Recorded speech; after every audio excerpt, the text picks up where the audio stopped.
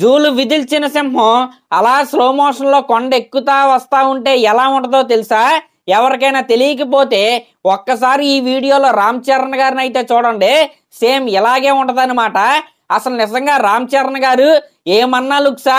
ఒక్కసారి ఆయన hair style చూడండి, ఆ అటైర్ చూడండి. నాకైతే రామ్ చరణ్ గారిని చూసిన తర్వాత ఆ సింహమే గుర్తొచ్చింది అనమాట. అసలు మామూలుగా కాదనమాట. వీళ్ళు ఫస్ట్ సింగిల్ కోసం పూణేలో ఉన్న కొండల్లోకి అయితే వెళ్ళారు.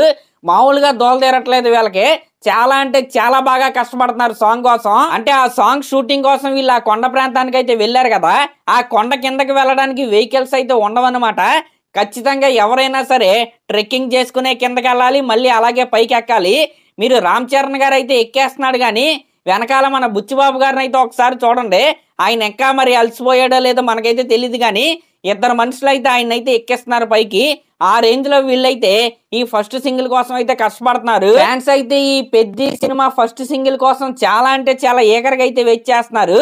ఆ ఫస్ట్ సింగిల్ అయితే కొద్దిగా లేట్ అయితే అవ్వచ్చేమో కానీ అది వచ్చే ముందు ఎలాంటి షూటింగ్ వీడియోస్ కావచ్చు, నిన్న లీక్ అయిన పిక్ కావచ్చు, ఇవి ఇచ్చే హై ఏదైతే ఉందో నిజంగా మామూలుగా లేదు. మీరు చూసుకుంటే ఈ సాంగ్ ఏదైతే ఉందో అది ఒక లవ్ డ్యూయట్ సాంగ్ అనమాట. ఆ లవ్ డ్యూయట్ సాంగ్ కోసం వీళ్ళైతే పూణేలో ఉన్న కొండల్లోకి అయితే షూటింగ్ అయితే వచ్చారు.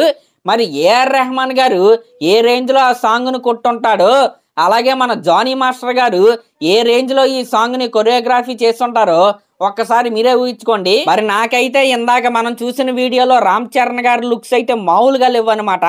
రా అండ్ రస్టిక్నెస్ కి ఆయన అయితే ఎగ్జాంపుల్ లాగా అయితే ఆ వీడియోలో అయితే కనబడుతున్నాడు. ఇంకా మెయిన్ ఫోటోస్ వచ్చిన తర్వాత వేరే లెవెల్లో అయితే ఆయన లుక్ అయితే ఉండబోతుంది. మరి ఈ లుక్ మీకు ఎలా అనిపించిందో కామెంట్ చేయండి. అలాగే ఫస్ట్ సింగిల్ కోసం ఎవరెవరు వెయిట్ చేస్తున్నారో కూడా కామెంట్ చేయండి. అలాగే మన ఛానల్ కనుక ఫస్ట్ టైం చూస్తున్నట్టయితే ఖచ్చితంగా సబ్స్క్రైబ్ చేసుకోండి. Thank you.